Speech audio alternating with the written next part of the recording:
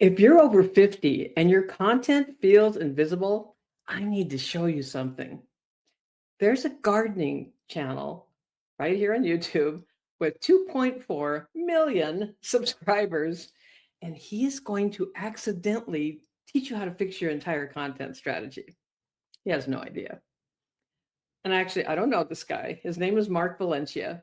He's an Australian who retired from the military and started growing food on a 3-acre property.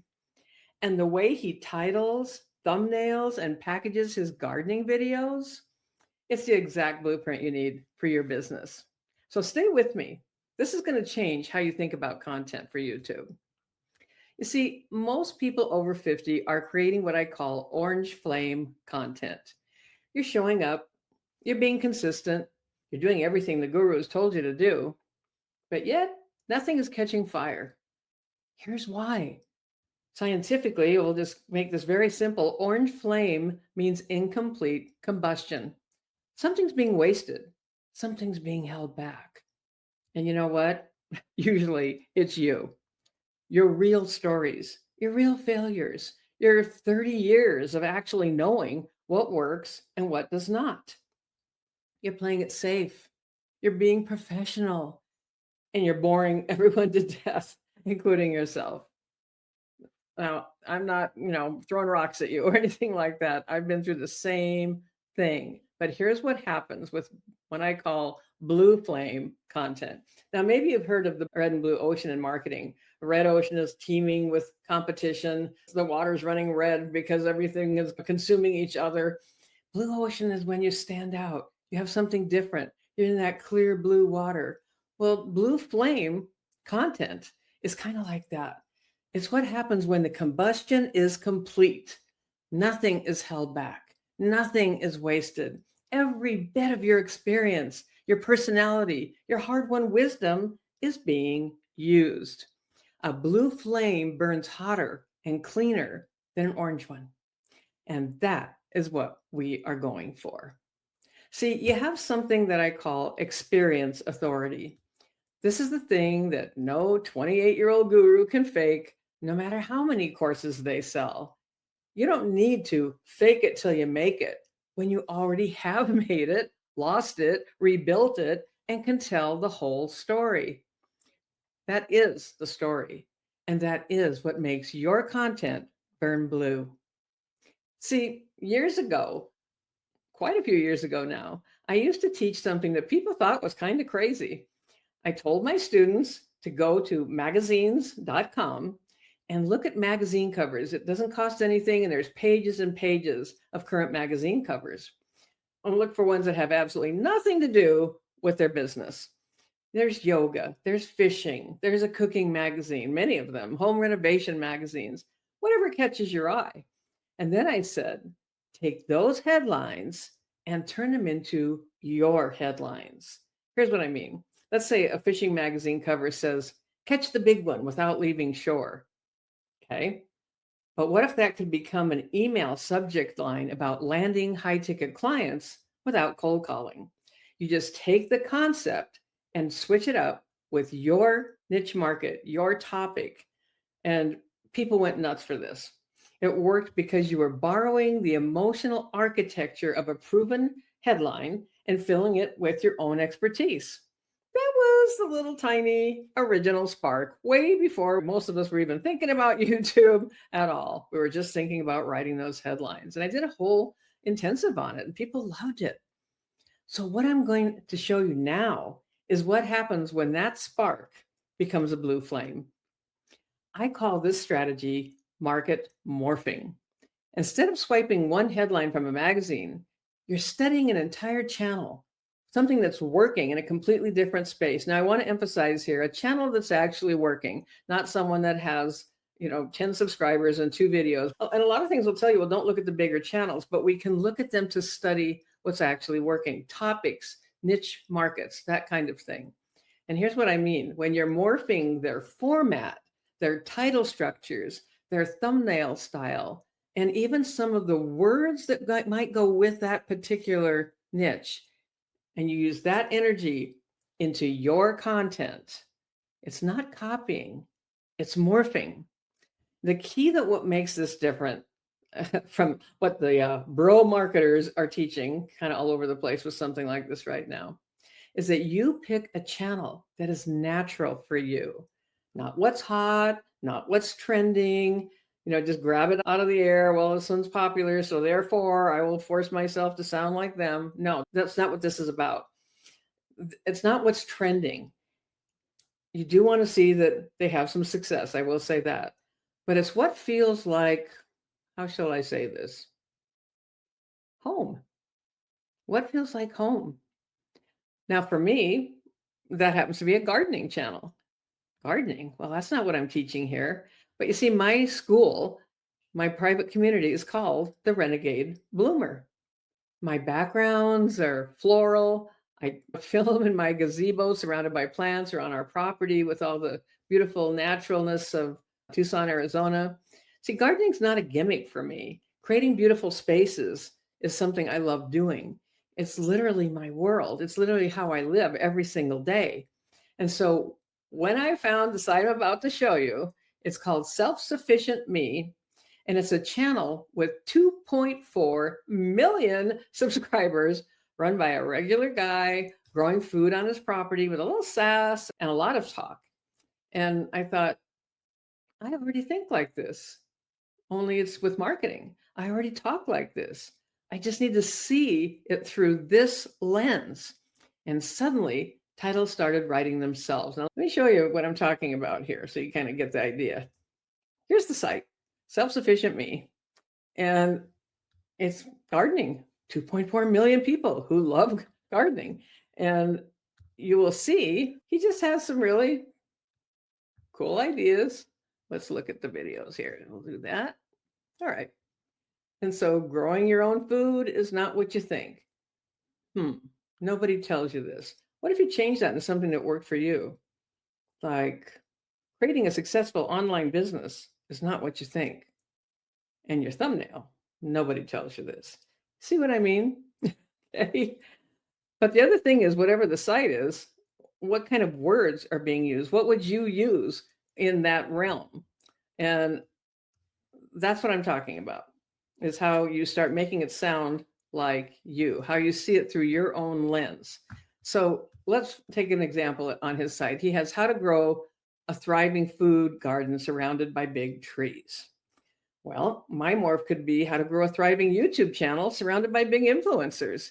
Same emotional weight. That word surrounded is what carries everything. It's the feeling of being overshadowed. You know the feeling, right? If you're trying to get going on YouTube, or you already are and it's not quite going the way you want. Now, here's another one from his site. Why avocado trees die even in good soil. Well, my morph would be why YouTube channels die even with good content. That one stops a lot of people cold because they have good content, but it's still not working. And they need to know why. I know I've known that feeling. He has one, don't make this wine barrel mistake in your garden. My morph is, don't make this chat GPT mistake with your content. His title, I cut 40 fruit trees to head height. Did I go too far? My morph, I let AI write 20 emails. Did I go too far? You see what's happening? Same structure, same curiosity, completely different topic, but yet something that's part of my world, certain terminology, certain words would be in my world. That's market morphing. That's the next level, 20 times up from what I have taught with the magazines.com strategy of just looking at the titles. So then you got to talk the talk. And I've kind of been hinting at that already. Once you pick your morph source, say that 3 times fast, the vocabulary starts coming naturally. Here's what I mean. In my realm, pruning means cutting what's not working. You know that dead LinkedIn profile? Prune it. Composting means taking old career experience and letting it break down into something that feeds new growth. Your corporate career is not behind you. It's compost. And compost is the richest soil there is. Deadheading means removing spent blooms so the plant puts energy into new growth. Those old videos of yours getting 0 views, spent blooms. Volunteers, are plants that grow where you did not plant them. That blog post from 2019 suddenly getting traffic, that's a volunteer. Pay attention to it. Dormant means alive but not growing. Your website might be dormant right now. You need to wake it up. See how this works? Every single business concept has a gardening word that makes it vivid and memorable. Maybe you got some mental pictures or a feeling from some of those. So, how do you find your own morph? Here's the part that the bro marketers skip entirely. They will tell you go find whatever's hot right now, true crime, survivalist, whatever's trending. And those two definitely are. I'm telling you the opposite. Go find what's natural for you. Now, when I was thinking about this, I was sitting there with my little post-it notes and a pen, and I started writing down whatever came to mind. And I highly recommend this kind of a process. Again, pen in hand, paper on the desk, actually writing, and write down whatever comes quickly. Just don't edit it, don't overthink it. And so I wrote gardening, I wrote RV travel, I wrote cooking shows, and I wrote neuroscience. These are things that I'm interested in, that are part of my world, things I talk about, things that I do. But right at the top of the list was gardening, because everything I do is already woven into that kind of a theme. Take a look behind me. Take a look at some of my other videos. It's just the way I live. I have floral themes. I love flowers. I love hummingbirds. I love color, the energy. I love growing things.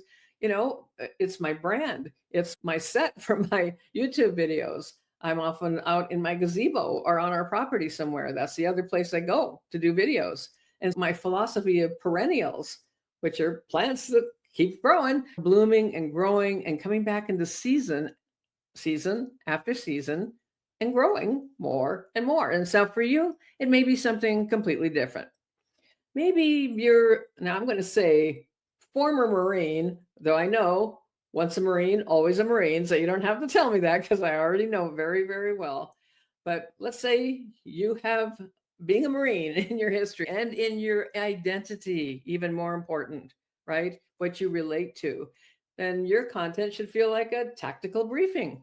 Use some of the words Marines would use. I don't know what they are, but you probably do. Maybe you were a pilot and your business video should feel like a pre-flight checklist. Not to overdo it, but just naturally what comes easily to you. It doesn't feel like you're faking it, so that you could be putting into your messaging. Maybe you used to jump out of planes with a parachute, of course, and everything you teach should feel like that moment before you take the big leap, especially the first one.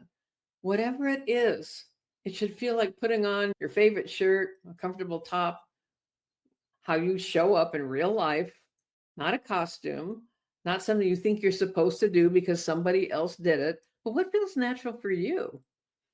Now, I want to give you a quick lesson on thumbnails, because this also matters a great deal in how you're doing this. You see, every scroll stopping thumbnail has 3 parts.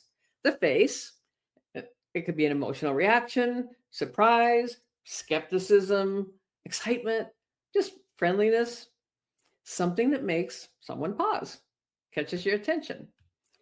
Then there's the scene, the background that sets the mood. For me, it's my garden, my gazebo, my floral world, how I actually live every day in my home office.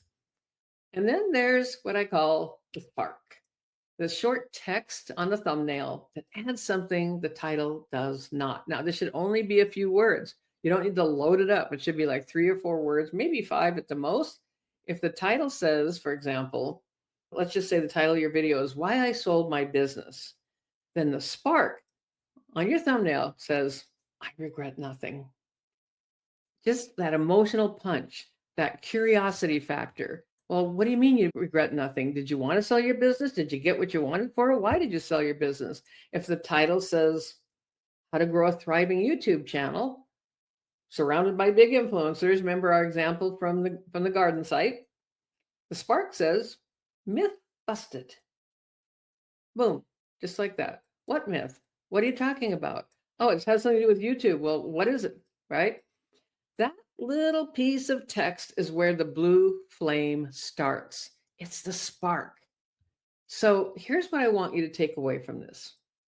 Blue flame content isn't about being louder or posting more or chasing whatever the trend of the moment is. And boy, it can drive you nuts to do that. It's exhausting. This is using everything you already have, your years, your stories, your failures, your comebacks, your insights, your experience. That's what we start with. Market morphing is how you package it so people actually find and watch it. And maybe you hear this term of how you're packaging your YouTube videos. What does that even mean? It's the wrapping on the video. It's what makes you want to untie the bow and tear the paper off and see what's inside. That's the packaging. And then we have my iron triangle of findability. That's the system that makes sure it keeps working even when you're sleeping, because YouTube's on 24/7, right? It's the city that never sleeps. You see, I found copywriting at 53. I made $500,000 my first year. Shocked, absolutely shocked that that was even possible. Now I'm 75. I've been online for 21 years at this point, and I'm still finding new ways to grow. I still get excited about discovering something and creating something and seeing a pattern and putting that into action and helping others do the same. This is what perennials do. We come back, and every season we bloom a little bigger and a little longer. If you want to learn how to do this, then I have a 5-day findability challenge that I'm doing. I'll put the link in the description. It lays out the framework of exactly how this works so that you can be findable and turn that experience that you have into something people will actually pay you for. Because, we're not done yet, and it really is never too late, and things can just continue to grow and get better and better over time. Thanks for being here today. If you have any comments or a thumbs up, appreciate either one of those. I'm here to answer your questions. And I will be talking to you again soon. Bye for now.